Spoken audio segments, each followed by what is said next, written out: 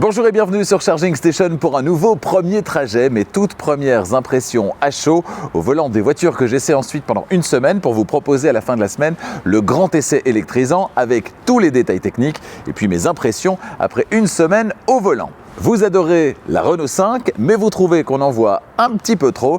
Eh bien, j'ai peut-être la solution pour avoir le beurre et l'argent du beurre, c'est-à-dire ne pas avoir une Renault 5, mais avoir les qualités de la Renault 5. A priori, sur papier, c'est possible. Avec celle qui se trouve derrière moi, c'est sa cousine technique de chez Nissan, la nouvelle Nissan Micra. Alors, les qualités de la Renault 5, on les connaît déjà. Qu'est-ce que ça donne à la sauce Nissan? Est-ce qu'elles sont conservées? Est-ce qu'il y a d'autres qualités peut-être? Eh bien, on va déterminer ça dans le grand essai certainement, mais déjà ici durant cette première cinquantaine de kilomètres dans ce premier trajet. On va commencer par jeter un petit coup d'œil à l'extérieur, ensuite le coffre, les places arrière. On sait que les places arrière, c'est pas la première qualité de la Renault 5. Et puis l'avant, le tableau de bord. Est-ce qu'il a été modifié ou très modifié dans cette Nissan Micra? Et puis les 50 premiers kilomètres que vous vivrez avec moi. Premier trajet avec Coyote, à vos côtés sur la route pour votre premier trajet et tous les autres. Concernant l'extérieur, c'est probablement comme ceci, c'est-à-dire de profil que cette Nissan Micra ressemble le plus à sa cousine technique. Bah oui, forcément, on reconnaît la ligne générale de la Renault 5. Par contre, si on se décale un petit peu vers l'arrière, eh bien cet arrière, il a été largement revisité et je trouve que cet arrière lui va plutôt bien à cette Nissan Micra avec ses deux feux ronds ici. Des feux très malins, puisque vous le savez, quand le haillon d'une voiture est ouvert, on doit pouvoir continuer à voir le feu stop. Et regardez ce qu'on a fait ici chez Nissan. Eh bien, on a fait une petite découpe, voilà. Et donc, si j'ouvre le coffre, eh bien, le feu stop ici, il reste visible. Et ça, c'est très malin. Et puis, visible également, on a ici le Mont Fuji, pour rappeler que cette voiture, elle n'est pas française, mais bien japonaise. Alors ici, on est sur un coloris Biton, de série d'ailleurs sur la finition de cette voiture, rouge en bas et noir en haut. Le Nissan qui s'écrit en grand ici avec le nom du modèle ici, pour bien marteler que cette voiture n'est pas une Renault 5.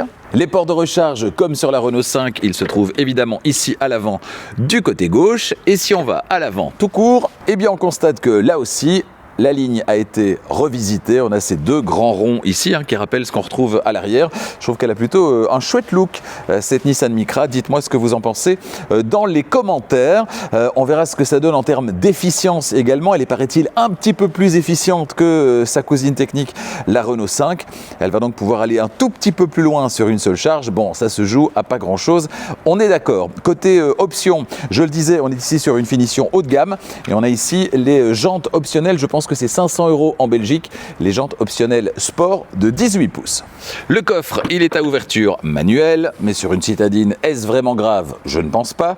On le voit ici, on a une banquette arrière fractionnable 60-40, plancher du coffre qui est assez bas, en dessous duquel on va retrouver des rangements pour quelques accessoires. On verra ça dans le grand essai, puisqu'ici j'y ai déjà mis ce que j'avais à transporter aujourd'hui, c'est-à-dire mon sac de tournage, une petite boîte que je suis allé chercher au point relais, et puis ici, mon sac d'ordinateur, voilà, et il reste encore un petit peu de place. On a d'ailleurs, je pense, une capacité de coffre qui est plutôt correcte pour la catégorie, ce qui veut dire que s'il y a de la place dans le coffre, il y en a peut-être un petit peu moins là. Oui, on va aller y faire un petit tour. Alors, j'ai déjà réglé le siège conducteur pour mon 1m90, mon 1m90. L'ouverture, bien sûr, c'est toujours par ici.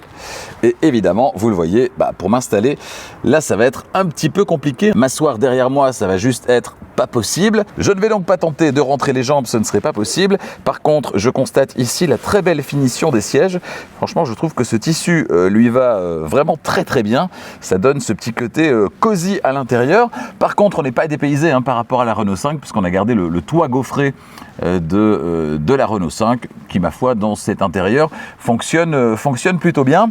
Cet intérieur, c'est une option également, je pense que ça vaut 400 €. C'est l'intérieur chill qui mélange du tissu gris et beige, et je trouve que ça donne un petit côté frais à cet intérieur, un peu lumineux.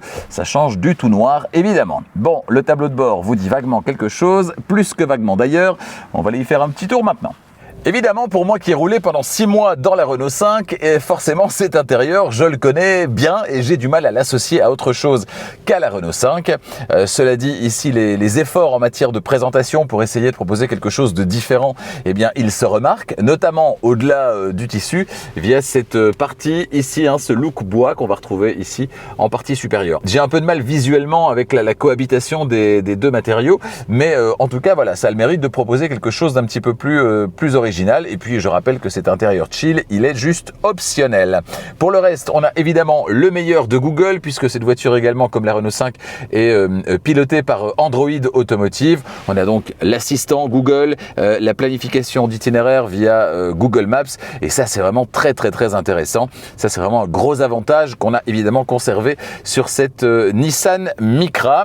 L'écran face au conducteur, lui aussi, est largement personnalisable, on le sait, avec les petites touches ici sur le volant. Voilà, on va pouvoir changer de présentation, avoir quelque chose de plus classique, par exemple, ici avec deux pseudo-compteurs ronds. On va pouvoir avoir également la carte, bien sûr, la carte également de Waze, la carte de Waze via Apple CarPlay, ici dans l'écran instrument. C'est là qu'on voit, par exemple, qu'on en a pour 54 km. Voilà, 54 km qui me séparent de ma première destination. Et puis, évidemment, on a ce petit bouton magique. Ça, je l'adore dans les Renault, je l'adore dans les Dacia et je l'adore forcément dans cette Nissan Micra. Ce petit bouton qui va vous permettre une fois pour toutes de régler votre safety perso, c'est-à-dire votre menu sécurité à vous, menu aide à la conduite à vous, et vous allez tout simplement pouvoir le rappeler facilement avec un double appui. Je vais le faire maintenant d'ailleurs, voilà, c'est fait.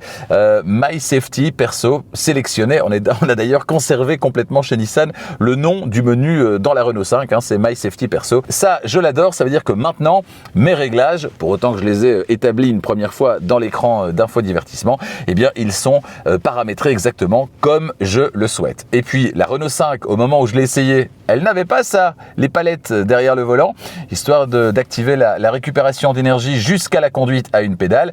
Alors, j'ai testé la conduite à une pédale dans la Renault 4, mais pas dans la Renault 5. Ça arrive là maintenant dans la Renault 5 également. Je vais pouvoir tester ça dans la Nissan Micra. Et au moment où j'avais testé la Renault 5 pendant 6 mois, c'était vraiment le truc qui m'avait dérangé, c'est qu'elle n'avait pas encore la conduite à une pédale. C'était un des seuls gros défauts que je lui avais trouvé. Alors, est-ce que celle-ci, du coup, cette Nissan Micra est la voiture parfaite? On va le savoir dans pas très longtemps. Allez, on démarre ce premier trajet.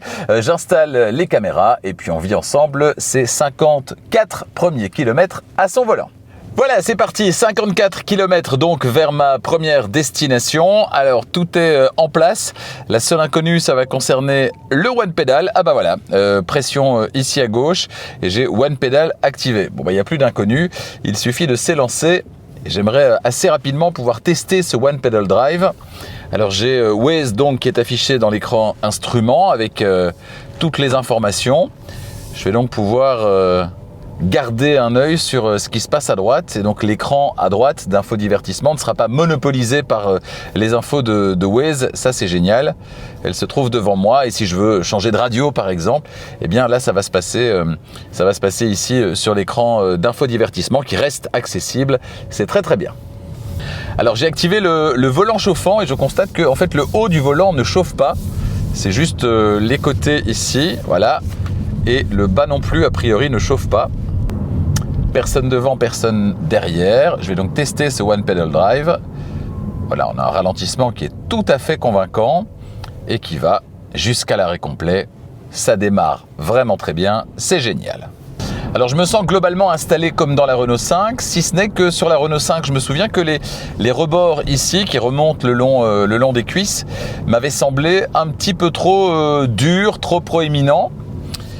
Ici, je constate que soit j'ai perdu du poids, ou soit on n'a pas tout à fait les mêmes mousses et la même forme de siège, même s'ils sont très ressemblants. Puisqu'ici, je ne ressens pas du tout ces coussins qui venaient serrer la partie extérieure des cuisses, à gauche et à droite. J'ai pas du tout cette impression dans cette Nissan Micra, donc ça c'est plutôt un point positif. Par contre, je suis très perturbé quand je passe du haut du volant au côté du volant, je passe vraiment du froid au chaud. Je me demande bien pourquoi le volant dans sa totalité n'est pas chauffant, c'est un mystère. Avec des accélérations. La pédale, en conduite à une pédale, l'accélérateur est vraiment assez dur. Comme pour vous dire, mollo lastico. Alors je vais couper le volant chauffant parce que pour le coup il chauffe très très fort. Et je vais monter là sur l'autoroute, on va aller chercher le ring de Bruxelles comme on dit, c'est-à-dire le périphérique autour de la capitale. Un bon retour de volant, des sensations très proches de celles de la Renault 5. Alors à plus haute vitesse, je viens de franchir la barre des 100 km/h. On a des petits bruits aérodynamiques, mais je pense que c'est le cas également dans la Renault. Ici au niveau de la portière ou du rétroviseur extérieur. Bon, c'est pas dérangeant non plus, c'est pas le jour et la nuit. Puis surtout là, j'ai pas de musique parce que je vous parle. Donc rien de rédhibitoire en tout cas. Voilà, donc conduite assistée activée, 100 km/h. On va descendre, soit km/h par km/h par impulsion, soit si je maintiens enfoncé, 10 par 10.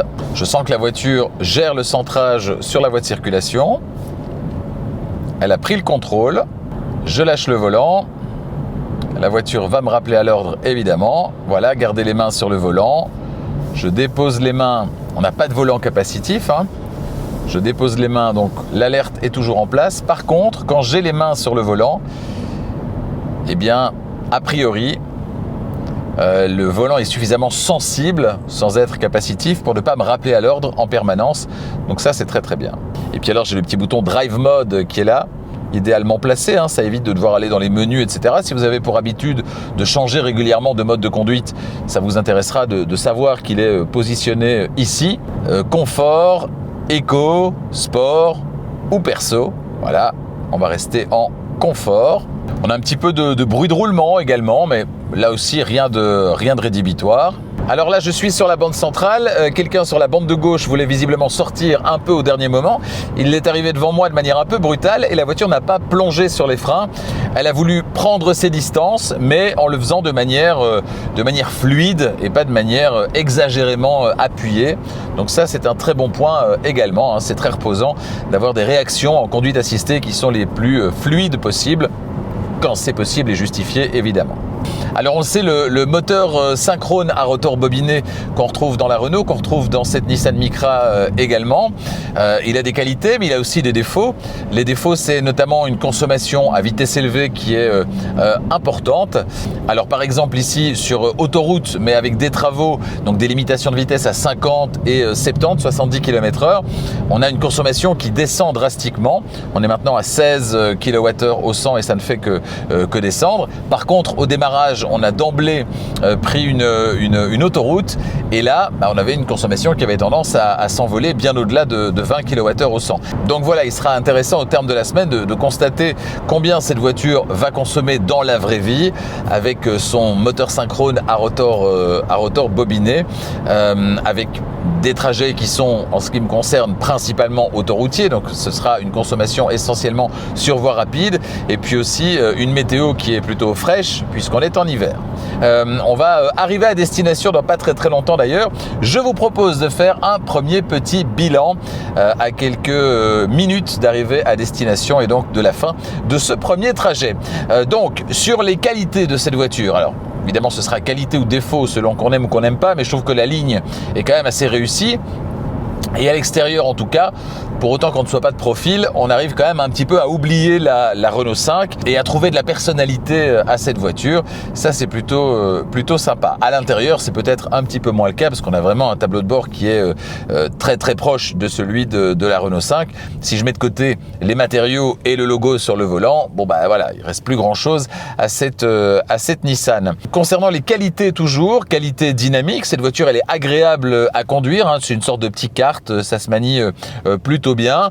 C'est pas l'ultra confort, mais on n'est pas sur quelque chose dur comme du bois non plus. Donc on a un bon compromis finalement pour une citadine qui se veut amusante à conduire. C'est ce qu'on retrouvait également dans la Renault 5. On l'a conservé visiblement sur cette Nissan Micra. Toujours au rayon des qualités, on a évidemment le tableau de bord, Android Automotive qui vous propose le meilleur de Google, l'assistant Google, Google Maps, possibilité de facilement planifier votre trajet. Donc tout ça c'est super. Et puis l'écran instrument qui peut être largement personnalisé, c'est très sympa également. Toujours concernant le tableau de bord, là un petit bémol peut-être, c'est l'emploi toujours massif de piano black, de noir brillant sur le volant, ici également autour des écrans.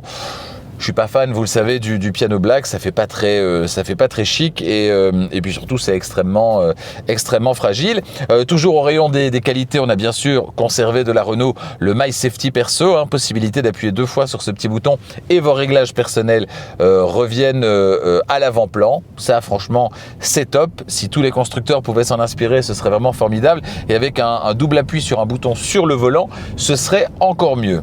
Et puis sur cette voiture, on a la conduite à une pédale, la vraie conduite à une pédale qui fonctionne super bien avec un freinage puissant si on le souhaite en levant davantage le pied de l'accélérateur. On va jusqu'à l'arrêt complet.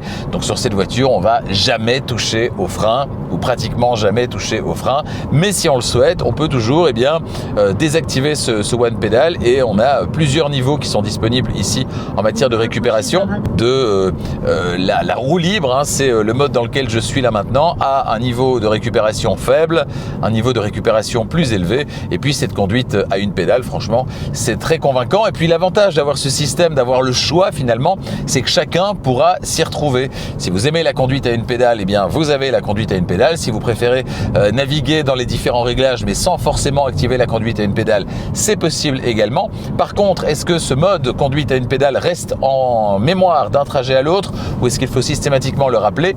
Ça, je ne manquerai pas de le vérifier cette semaine. Je pense que dans la Renault 4, il fallait quand même le rappeler, si je me souviens bien, mais je testerai ça cette semaine et je vous dirai ce qu'il en est dans le grand essai.